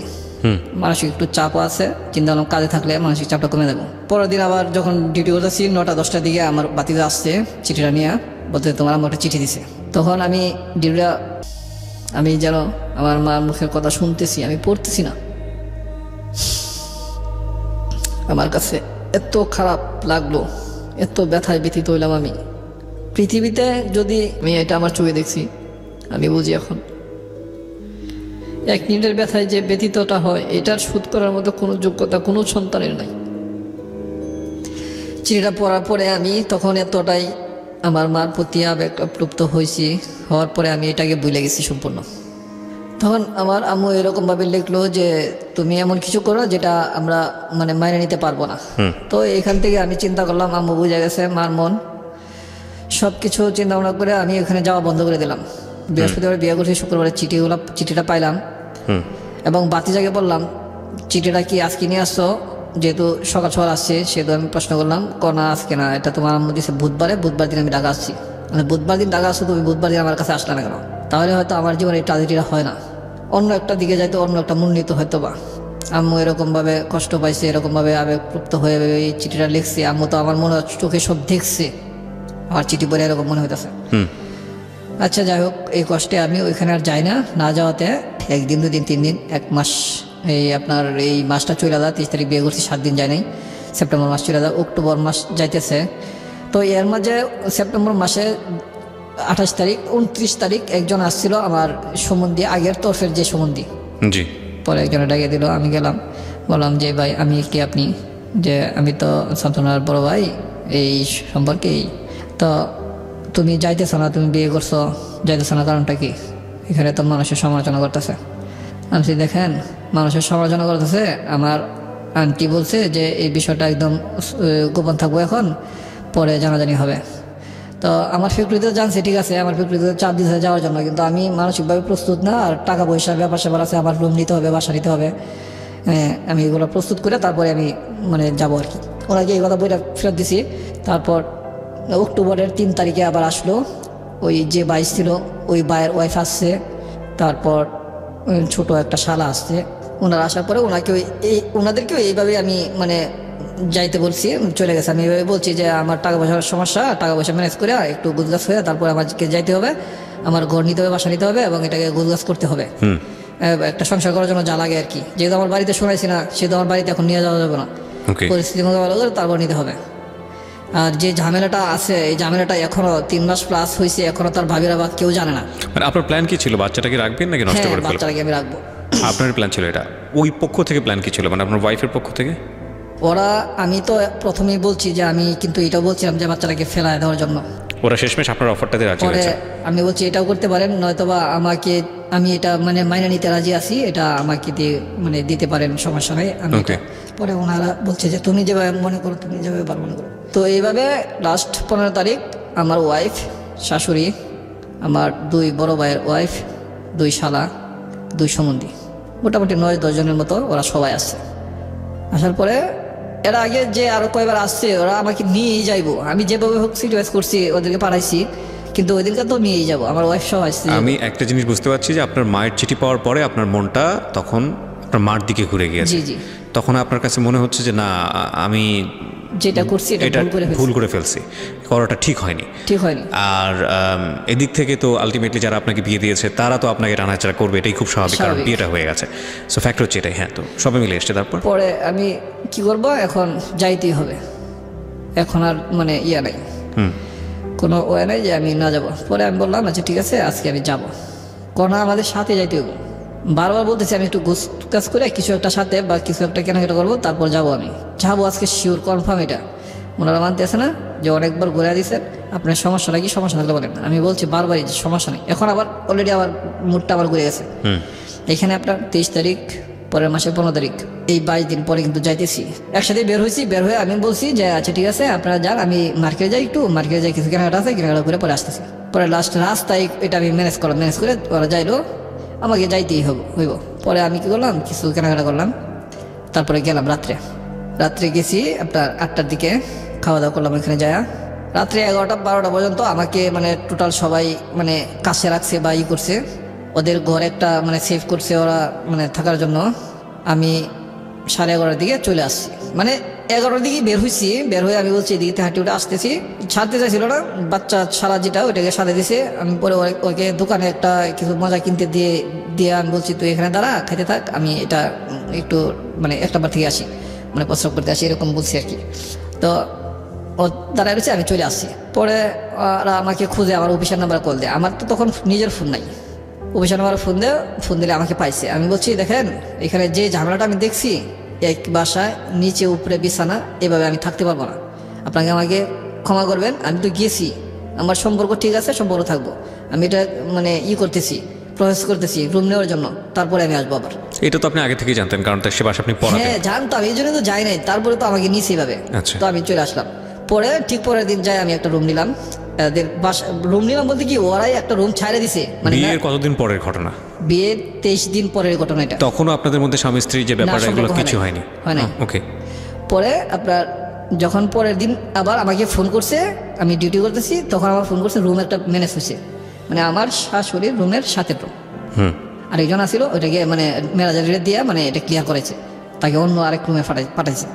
তো আমি বলছি না, এটা তো আপনারা আমাকে মানে ভাবি ফোন করছে, আমি মিথ্যা কথা বলে নিতেছেন। কর না ভাই সত্যি আপনি আসেন, আসলে কালকে যেমন গেছেন আজকে যাইতে পারবেন না, আপনাকে ভাইন্দা রাখুন নাকি? আমি বলছি ঠিক আছে আসছি। আইসা দেখি ঠিকই রুম ক্লিয়ার করছে। ওরা এমনভাবে গোছগাছ করে রুমের মানে দিনের বেলা কমপ্লিট করে রাখছে, আমি আসলে আমাকে তালা দিব। ওকে। ব্যাপারটা হয়েছে এরকম, মানে 24 দিন হয়ে গেছে আমরা একসাথে থাকি নাই, ওদের কাছেও একটু অন্যরকম লাগতেছে। ঘটনা কি, ওদেরকে আজকে একসাথে রাখবো, দিনেই রাখবো, মানে এইভাবে প্ল্যান করছে ভাবি, দুই ভাবি মিলা। তো যাওয়ার পরে খাওয়া দাওয়ার সব কিছু আগে ম্যানেজ করে রাখছে। তো 11টার দিকে গেছি, দিনের 10:30 11টার দিকে, তখন খাওয়া দাওয়া করলাম। খাওয়া দাওয়া করার পরে বাইরে দিয়ে লক করে দিল গেট। থাকেন আপনারা এখানে, গল্প করেন, আমরা আছি এখানে। আবার গলির ভিতরে আপনার নিরিবিলি আছে, কোনো উশৃঙ্খলতা নাই। তখন আমি করলাম কি, এখানে একসাথে গল্প একটু করলাম দুজনে, বাসর করে যা হয় আর কি আমাদের দিনের বেলায় তাই হইল। সময় নিলাম অনেক সময় নিয়ে অনেক কথা বলে অনেক আলোচনা করলাম। ও তো একদম ছোট বাচ্চা মেয়ে, তো ওর সাথে যে কাজটা ওরা করছে এটা তো খুব খারাপই করছে। তো এই অবস্থা বাচ্চাটা বড় হতে লাগলো। আমি করলাম কি, এরপরের মাসে আমি বাসাটা চেঞ্জ করে ফেললাম। এত কাছে এত সাথে আমি বাসা রাখবো না, আরেক জায়গায় বাসা রাখলাম, আর এর থেকে 1.5-2 কিলোমিটার দূরে। ওইখানে বাসা নেওয়ার পরই হয়েছে কি, আমার আপন যেটা মারা গেল, বাসা নেওয়ার 8-9 দিন পর মারা গেল। তখন আমি আমার অফিস থেকে ফোন দিছি ওইখানে মালিকের নাম্বারে, মালিকে আমাকে ডাকছে, আমি জাগনা পাই নাই। মালিকে আবার এটা আমাদের রুমটা এমন সিস্টেম ছিল, মানে এখানে ডাকলে শোনা যায় আর কি সহজে। সাথের যে রুম আছে ওই রুমের যদি কেউ বলে দেয় তাহলে হয়তো হবে। মালিক আর নিচে নামছে না, তো ওইখান থেকে অফিস থেকে লোক পাঠাইছে, আমার অফিস থেকে আমার বাসায়। ও ডাইগা এখান থেকে বলতেছে মেন গেট থেকে যে তোর চাচা মারা গেছে, আমার নাম ধরে বলতেছে। পরে আমি শুনলাম, শুনে আসলাম, বললাম। পরে আমি এখানে গেলাম আর কি। যাওয়ার পরে হয়েছে কি ভাই, আমি 5 দিন ছিলাম এখানে। তো এই 5 দিন থাকাতে ওরা ভাবছে কি, যেহেতু ও প্রথম 23 দিন আসে নাই, এখন এখানে 1 মাস তাও গেবে আসছি। এই বাসাটা কিন্তু যখন নিছি 1 মাস গেবে আসছি, তো 4 মাসের উপরে হয়ে গেছে কিন্তু বাচ্চার বয়স। আবার ওইখানে যা 9-10 দিন ছিলাম ওই নতুন বাসায়, তো 5 মাসের কাছাকাছি হয়ে গেছে এদিকে। আবার এদিকে বাড়িতে এসে 5 দিন খাবার দাবারের যে একটা আয়োজন, এটা শেষ করে আমি আসবো এরকম প্ল্যান, ঠিক তাই করলাম। আমার মনে তো কোনো ইয়া নাই, ওরা ভাবছে কি আমি আর আসবো না। গেবে কিছু প্ল্যান গেছে আমার, যে আমি নিয়মিত তারপরে কি করছে ওরা? বাজারে ফেলাই দিব। ওকে। মানে আমি আইসা শুনলাম টোটালি প্ল্যান। আমি যখন আসছি তখন আর আধা ঘন্টা পরে আসলে তারা এই কাজের জায়গা আর কি, আধা ঘন্টা পরে আসলে ওরা চলে যায়, আমি আইসা পরে পাই না, বাসায় পাই না, মানে এই কাজের জায়গা আর কি ফালানোর জন্য। আপনি আসার পরে তারপরে ঘটনাটা স্টপ হলো? তখন আমি যখন দেখলাম তখন সবাই থেকে গেলো, সবাই বলতে ওরা নিয়ে একটু এদিক সেদিক যেতে চাইছিলাম করতে, ওদের বাসায় এরকম ভাবে আমাকে সেভ করলো, মানে ম্যানেজ করলো আর কি। পরে আস্তে আস্তে জানতে পারলাম ও আবার একটু বাঁচাল ছিল, সব কথাই বলে দিত, কিন্তু সব কথা বলে দিত। পরে কয়েকদিন পরেই বলে দিল যে এই ঘটনা, তোমাকে তো বিশ্বাস করছিল না, আর আমাকে এই দিনকে এই সময় এই মুহূর্তে এই কাজটা করতে চাইছিল, তুমি আর আধা ঘন্টা পরে আসলে আমাকে পাইতা না, বা এই বাচ্চাটাও তুমি আর পাইতা না। তবে একটা ভালোই হতো, যেটা যাওয়ার শেষ হয়ে যেত ঝামেলা, তুমি আসলে পরে আমাদের সম্পর্ক থাকতো। এই অবস্থা করে এখানে একটা গ্যাপ রাখছি আমি যেখানে আমার শ্বশুরের বাসার কাছে ছিলাম, ওইখানে 2 দিন রাত্রে যে 2টা সিঙ্কেট দেখলাম আমি, এটা হচ্ছে একদিন রাত্রে 12টা বাজে। আমি নিয়মিত এখানে কিন্তু ফ্লোরে শুই, খাট কিনি নাই। আমরা ও তো আমাকে ওটা দিতে পারতো, একসাথে যেতাম। আমারও একটু সমস্যা, আমিও টয়লেটে যাব, আমিও পিছনে পিছনে গেলাম একলাই। যা ওইদিনকার যে পরিবেশটা দেখলাম, ও যে ছেলেটার সাথে আগে অ্যাফেয়ার ছিল, যে বাচ্চাটা ওর গর্বে আছে, ঠিক ওই ছেলেটার সাথে বৈশা টেবিলে, একটা টেবিল আছে এখানে, বেঞ্চ আছে ফালানো, রাত্রে অনেকে বৈশা থাকে, ওইটাতে বৈশা গল্প করতেছে। এটা কি আপনি বাড়ি যাওয়ার আগে দেখেছেন? হ্যাঁ, বাড়ি যাওয়ার আগে। এটা বিয়ের যেই মাসে আমি নতুন ভাড়া নিছি বাসাটা, আমার শ্বশুরের বাসার সাথে, বিয়ের 24-25 দিন পরের ঘটনা আর কি। My goodness. ওর সাথে বৈশা এরকম গল্প করতেছে। তো এইটা আমার মাথায় অনেক মানে চাপ লাগছে, কিন্তু আমি তারপরেও নেই নাই কেন, হয়তো বা এলাকার পোলাবার মানে আবার একটু প্রভাবশালীও রংবাস টাইপের, হয়তো আইসে কোনো বিষয়ে কোনো কমিটমেন্ট বাকি ছিল, হয়তো এটা শেষ করতে আসছে বা একটা গল্প এরকম হইতে পারে।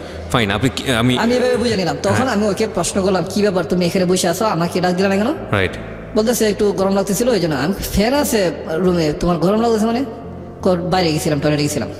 গল্পটা হাইড করলো সে। টয়লেটে যাবো, আমাকে নিয়ে যেতা। ও আর কোনো কথা বললো না, ও চলে আসলো, রুমে ঢুকলো, আমিও ঢুকলাম। আমি বলছি যে দেখো, এভাবে যদি কোনোদিন বের হও তা আমাকে সাথে নিয়ে বের হবা। এটা কি আপনি ওই ছেলেটার সামনেই বলেছেন? হ্যাঁ, আমি ওই বাকি কথাগুলি ওর সামনে বললাম, এখন ঘরের ভিতরে এই কথাগুলি বলতেছি। আচ্ছা। আগে যে কথাগুলি বলছি সেই কথাগুলি ওই ছেলেটার সামনে বলছি। আচ্ছা। তুমি এখানে আসছো কেন, আসছো, আসবা, আমাকে নিয়ে আসবা না? ও বলতে প্রস্রাব করতে গেছি বা গরম লাগছে এরকম। তো ওই ছেলেটা কোনো কথা বলেনি আপনার ওই সাথে? ছেলেটা কোনো কথা বলে নাই তখন। আচ্ছা। কিন্তু গল্পটা যে ওরা দুজন করতেছে, আমার গেটটা এমন সিস্টেমের, গেটটা আপনাতেই লাইগা যায়, টান দিলে আপনাতেই যায় লাগে। ঠিক আছে, হ্যাঁ। তারপর পরে ঘরে এনে আমি এভাবে বুঝাইলাম, আমি দেখো এরকম জানার না হয় আমাকে সাথে নিয়ে যাওয়া। পরের দিন আবার ঠিক সেম একই ঘটনা দেখলো, আমরা দুজনের দৈহিক সম্পর্ক হয়েছে। তো এই সময় একটু শারীরিক অবস্থা একটু অন্যরকম থাকে, একটু শুইলে ঘুম ধরে, তো আমিও ঘুমিয়ে পড়ছি। ঘুমিয়ে পড়লেও একটু মানে ঘুমের একটু ছিল, আমার সম্পূর্ণ রেশ লাগে নাই। ও বাইরে গেছে, গেটটা একটু শব্দ করে টুন করে, আবার মিশে যখন তখন একটু টুন করে শব্দ করে, তখন আমি জাগনা হই। আমি তখন নলেজে রাখি এবং চুপ করে শুয়ে থাকি। তো গেছে, যাওয়ার পর আমি কিছুক্ষণ পরে গেছি, যাই টয়লেটে ওরা দুজনে একই অবস্থা। টয়লেটে? জি। বয়স কত ছিল আপনার স্ত্রীর? 14 বছর। সি, কোনো ইভালুয়েট করবো না, জাস্ট স্টোরিটা শুনতে চাই। তারপর এই অবস্থা দেখা আমি এদিনকা একটু দূর থেকে বললাম, কি তুমি কি টয়লেটে? মানে আমি তো দেখছি টোটাল, এটা আকাশে খোলা, কোনো ছাদ নাই, মানে চতুর্দিকে পাকা করা, এদিকে ছালা দেওয়া, মানে ছালা, চট ছালা আছে না, সুতলির চট, এরকম ছালা দেওয়া। যখন এটা মানে ডাকনা রাখছে, ফাঁকা কিন্তু অনেকটাই দেখা যায় ভিতরে। যাক, আপনি দেখছেন এটা, আপনি আপনার মতো করে বলছেন। হ্যাঁ। তো পরে আমি মানে না দেখার বান ধরে আমি এদিকে দাঁড়ায় বললাম যে কি প্রস্রাব টয়লেট হয়েছে? তখন চালু করে বের হয়ে আসছে। কি বলার সাথে বের হয়ে আসলা, চলো হয়ে গেছে। আমি তো করবো। কত তুমি পুরুষটা যাও? আচ্ছা না, এখানে করে এখন তো আর পুরুষ নারীদের কোনো সমস্যা নেই। এই কথা বলতেছি আর ঢুকতেছি, আমার হাতে ধরে রাখছে। আমি ছালা টান দিলাম, দেখি ও দাঁড়ানো। মানে আমি কথা হলো যেটা হোক, আমি ওকে করবো, ফেস করাবো যে আমি জানি জিনিসটা, জানাই দিই এরকম। এটা জানার পরেও দেখেন মানুষ কতটুকু সেক্রিফাইস করলে। এক্স্যাক্টলি, আমি বলি, আপনার বলা উচিত না, এটা আমিই বলবো। বিকজ এই ঘটনার পর আপনি বাড়ি গেছেন এবং বাড়ি থেকে আপনি আবার ফিরে এসছেন। আপনি পারফেক্ট টাইমে না আসলে, আধা ঘন্টার মধ্যে যদি দেরি করে আসতেন, তাহলে আপনার বাচ্চাটাকে, আপনার তো বাচ্চা আসলে তখন এটা মানে আপনার ঔরসে না, কিন্তু লিগেলি যেটা মানুষ জানে, সেই বাচ্চাটাকে অ্যাবোর্ট করে ফেলা হতো। বিষয়টা তো তাই, রাইট? এবং এই ঘটনার দ্বারা ওরা বুঝেছে, যেহেতু আপনি জিনিসটা জেনে গেছেন, সুতরাং ওদের মনের মধ্যে সন্দেহ তৈরি হয়েছে যে যেহেতু ছেলেটা জানে, সুতরাং ও আর ফিরবে না, বাড়ি থেকে আর ফিরবে না। এক্স্যাক্টলি। ওকে, তারপর কি হলো? এই অবস্থা কার মাথা ঠিক থাকবো বলেন? কারো মাথা ঠিক থাকাই উচিত না। তারপরেও আমি ওর বাবার কথা মনে করি শুধু। ওর বাবার হাতে হাত ধরে আমাকে বললো, এতিম মেয়েটা দিছি, মেয়েটা একটু তারসিরা টাইপের, মাথা একটু বেশি ভালো কাজ করে না, তুমি একটু বুঝাই শোনা রাখবা তোমার মতো করে। তখন চিন্তা করলাম, একবার এরকম একটা নোংরামি করে, এই নোংরামির ফসলও নিয়ে বেড়াইতেছে, এটা নিয়ে যদি আমি মানে নিতে পারি, তাহলে এরকম ঘটনা কেন নিতে পারবো না? এরকম কিছু একটা হয়েছে। সেলফ জাজমেন্টটা না কোনো অনেক মানে কি লাখে একটা মানুষের পাওয়া যায়। মানুষ কিরকম কিছু পারে আমি জানি না। এরপরে আরো কিছু যে হয়েছে, এগুলো তো আরো অসম্ভব কিছু। তুই এত কিছুর পরে কিভাবে তুই ফোনে কথা বলো আর একটা ছেলের সাথে? আমার বাড়িতে নিয়ে আসছি কিন্তু। এরপরে আপনি বাড়িতে এসে পরিচয় করে আর দিলেন? একটু ঘটনা আছে এখানে। জি।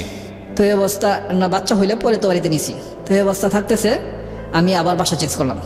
ওই এখান থেকে বাসা চেঞ্জ করলাম, বাসা নিয়ে গেলাম। এটা তো বাসা চেঞ্জ করার আগে কথা বললাম। বাসা চেঞ্জ করলাম, বাসা নিয়ে গেলাম। ওইখানে তো বাড়ি থেকে আইসা পরে এই ঘটনা। ওই বাসার থেকে আমার বাচ্চাটা হয়েছে। বাচ্চা হওয়ার পরে আমার শাশুড়ি বাসায় থাকে। এদিকে আমার শ্বশুর মারা যাওয়াতে আমার শাশুড়ির বাসা ভাড়া হয়ে যায় অনেক। এইগুলোর দিকে আর যাইতে চাই না। এখানে অনেক ঝামেলা হয়েছে। এই টাকাগুলো আমি দিছি। দেখেন ভাই, অনেক টাকাগুলি বাইজা যায়। আর আমি এদিকে এত পরিশ্রম করছি।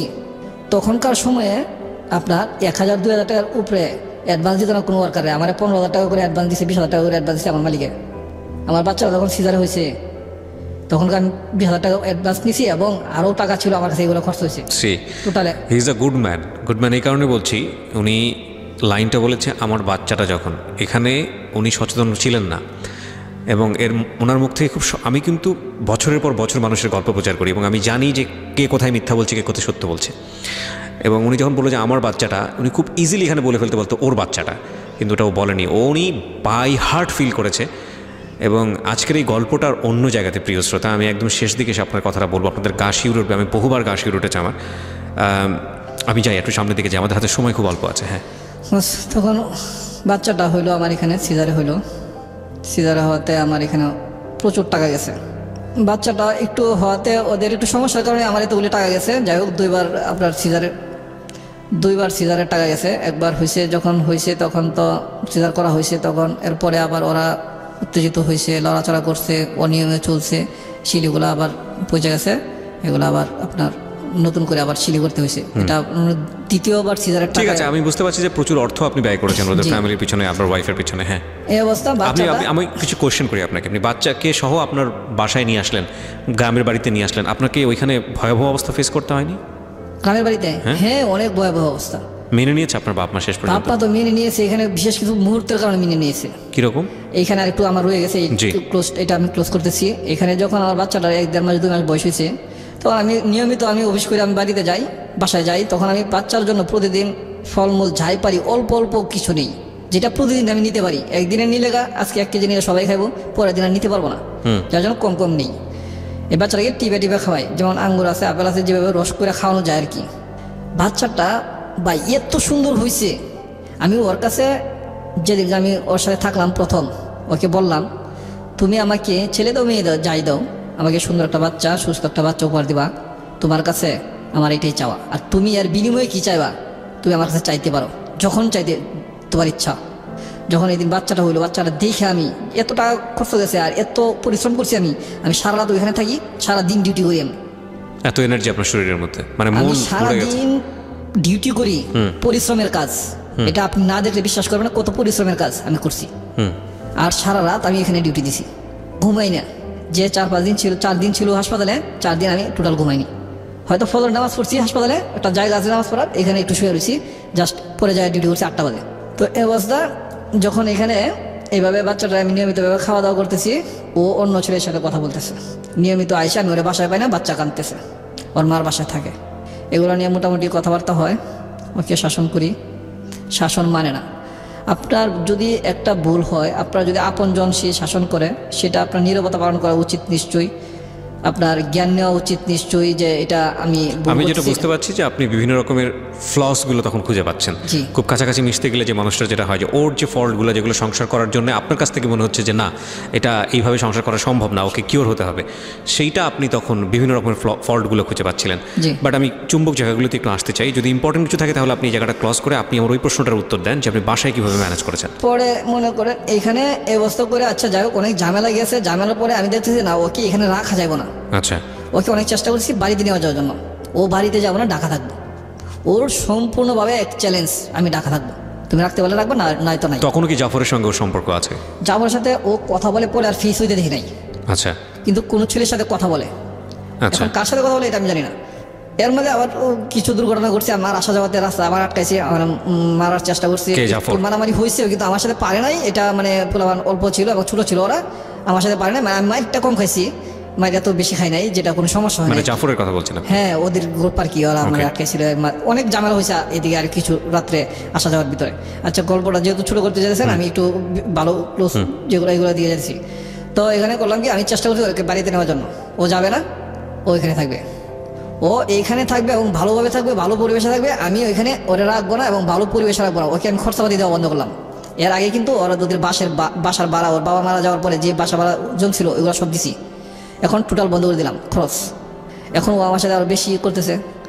এর আগে কিন্তু অনেক কিছু আমি বাদ দিছি, ওর কাপড় চোপড় কিন্তু আমি ধুয়ে দিছি, ও কিন্তু নোংরা একটু টাইপের, বুঝতে পেরেছি। হতে পারে অনেক, কিন্তু একটু নোংরা টাইপের।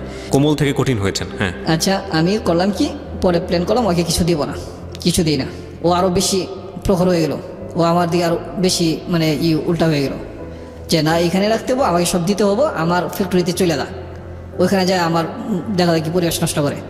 তো এই পর্যায়ে করলাম কি, একদিন বাসায় আসলাম, বাসায় আসা আমি বললাম দেখো তুমি যদি এখানে থাকো আমি রাখতে পারবো না, আমার এত কামাই নেই, কারণ আমার মা বাবাকেও দিতে হবে, তোমাকেও দিতে হবে বাসা ভাড়া, প্লাস সন্তান মানুষ করতে হবে, এত অ্যাবিলিটি আমার নাই, এত কামাই নেই আমার, যেটা আমার কামাই আছে বাড়িতে থাকলে তুমি খাইতে পারবো, মাও খাইতে পারবো, এবং আমার কিছু আয় থাকবো সন্তান মানুষ করার জন্য। তো করলাম কি ওকে আমি বললাম যে চলো বাড়িতে চলে যাই, ও যাবে না। আমি করলাম কি শিশু বাচ্চাটাকে সকালবেলা নিয়ে বের হইলাম 9টার দিকে, আমি বাচ্চা নিয়ে চলে গেলাম, ভাবলাম বাচ্চার সাথে তখন তো আসবো, বাচ্চাটাকে নিয়ে আমার অফিসে নিয়ে রাখলাম দিনের 11টা পর্যন্ত, 8টা বাজে নিয়ে আসছি, 8:30 বাজে 2-2.5 ঘন্টা 3 ঘন্টার মতো রাখছি আমার অফিসে, দেখি যে আসে না, তো আমি আর রাগ করে আর বাসায় ফিরি নাই, বাচ্চা নিয়ে চলে গেলাম বাড়িতে। মানে আপনার গ্রামের বাড়ি? হ্যাঁ, বাচ্চা দেখি এর আগে তো জেনে গেছে যে আপনি বিয়ে করেছেন, এখানে বাচ্চা না হয়েছে? এখনো তো জানে, এখানে আরো ঝামেলা হয়েছে, ঝামেলাটা হওয়াতেই যখন মানে নিছে আর কি, এটা হয়েছে কি আমি যখন নিয়ে যাই তখন আপনার শৌখিন সার্ভিস ছিল আসি, এটা সর্বোচ্চ ভালো এবং দামি গাড়ি, এটা ভিআইপি যারা তারা যাইতো আর কি। তো ভিআইপি পার্সন লোক সবাই উঠছে, আমি বাচ্চাটাকে নিয়ে উঠছি, বাচ্চাও তো আমার ভিআইপি পার্সন, বাচ্চার জামা কাপড় আচার সব দিকে ভিআইপি, আমি শুধু একটু নর্মাল, তখন আমার যে পরিবেশটা একটু নর্মালি, তখন এই গাড়িতে যখন নিয়ে যাচ্ছি বাচ্চা আমার প্রতি প্রবল মানে দুর্বল, এত ছোটো বাচ্চা 5-5 দিনের বাচ্চা আমার দিকে তাকায় থাকে, আমার কুলে থাকে শান্ত, খুব নর্মালি ইজি। যখন নিয়ে গেছি আপনি সকাল 7টা-8টার দিকে নিয়ে আসছি, কিন্তু সকালে দুধ খাইছে না খাইছে জানে না, এই সারাদিন না খাওয়া, যখন নিয়ে যেতেছি তখন 11টা বাজে, গাড়িতে যখন তখন মনে হয় 12:30 বা 1টা বাজে, 5টা বাজে আমি জানামছি গাড়িতে আপনি বনানী কাগলি পার হয়েছে, তখনই কান্না শুরু বাচ্চা, আর থামানো যায় না, এমন একটা পরিবেশ সৃষ্টি হয়ে গাড়িতে, বাচ্চার কান্না, কোনো একটা মানুষ সিটে আর বইসা থাকা নাই, কেউ পিছন দিকে, কেউ ওই সাইড হলে ওই সাইড দিক থেকে দেখতেছে কি ব্যাপার বাচ্চা কোথায় আছেন, তখন আপনার র্যাব নামাইছে। এক্স্যাক্টলি, আমি নিজেও চিন্তা করছিলাম যে আপনি তো ধরা খাবেন, কারণ বাচ্চার মা তো সাথে নাই, রাইট? তখন তো র্যাবের চল, ওই সব ভদ্রলোকেরা বলতেছে বাচ্চা চুরি করে আনছে, বাচ্চার মা আগে জিজ্ঞেসে ভালো করে বাচ্চার মা কোথায়, আমি বললাম যে এরকম রাগারাগি হয়েছে, নিয়ে চলে আসছে বাচ্চাকে, তো বাচ্চার মা কোথায়, বাচ্চার মাকে আনছি না, বা বাচ্চা তুমি চুরি করে আনছো, অনেকেই বলতেছে এরকম। তো আমার সিরিয়ালে সোজা সিটে 2 সিটে বসছে, আমি বাচ্চাকে নিয়ে 2 সিট নিয়েছি, আমি বাচ্চা ওই সিটে আর কাউকে বসে নেই।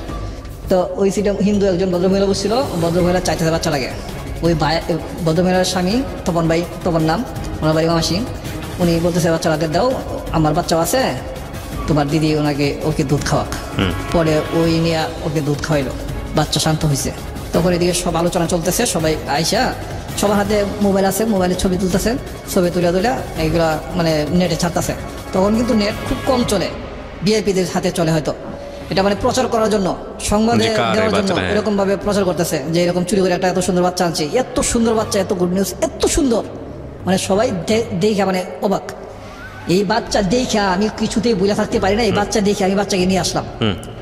তখন এখানে অনেক ঝামেলা হয়েছে, আপনার তপন ভাইয়া যা ওইখানে মাসি হোটেলে পরে, হোটেলে 8টায় এখানে রাখছে, রাখা ওদেরকে ফোন করে ওদেরকে নিয়ে গেছে যে আপনারা না আসলে বাচ্চা আমরা রেখে দেবো, বাচ্চা ওকেও দেবো না, আপনাদেরকে দেবো না। পরে আবার ওরা গেছে, পরে ওরা যখন গেছে, আমার ওয়াইফ গেছে, আমার শাশুড়ি গেছে, 2 জন এখানে আসতে, তখন এখানে এই ঝামেলা হয়েছে। তখন আমাদের গার্জিয়ান যারা আছে তাদেরকে খবর দেওয়া হয়েছে, মামা সিং আমাদের অনেক আত্মীয় আছে তাদেরকে খবর দেওয়া হয়েছে, ওদেরকে ছাড়াই আমরা কিন্তু বাচ্চা নিতে পারতাম। যখন আমার গার্জিয়ানরা আসছে, মামা সিংয়ের গার্জিয়ান, আমার খালামণিরা যখন আসছে, মামা সিং সবার 2 জন খালামণি আছে, ওরা আসছে।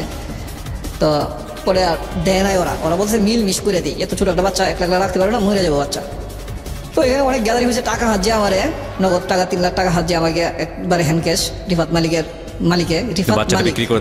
রিফাত হোটেলের মালিকে বাচ্চা নেওয়ার জন্য, ওর বাচ্চা নাই, আমাকে 3 লাখ টাকা হাত দিয়ে।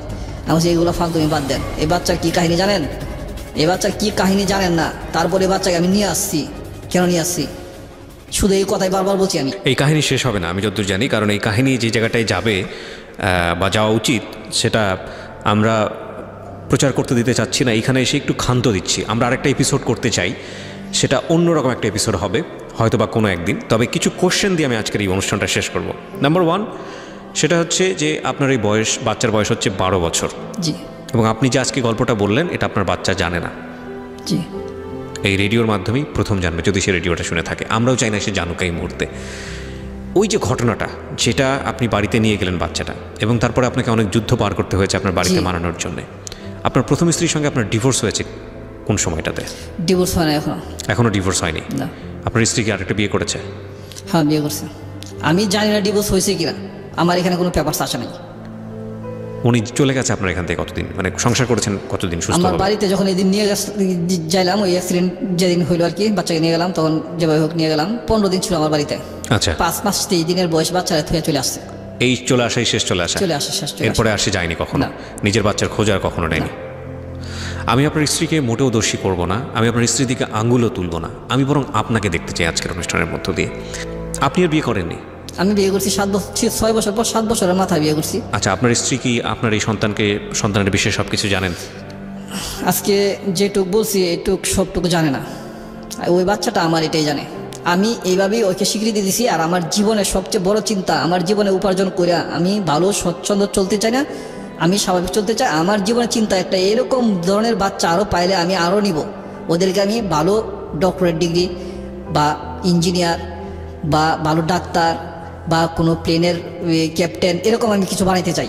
আমি এরকম পোলাবান পাইলে আমি আরও, আমার জীবনে একটাই স্বপ্ন এখন, আমার জীবনে আর কোনো আশা নাই, কোনো আকাঙ্ক্ষা নাই। এখন যে ওয়াইফটা আমার আছে, ওইটার 2টা বাচ্চা, ওই 2টা বাচ্চা মারা গেছে। তারপরে আপনার বাচ্চা ওইটা আমার একটাই? সিজার হয়েছে, এখানে আমার লাখ লাখ টাকা গেছে, আমি সর্বশান্ত হয়ে গেছি।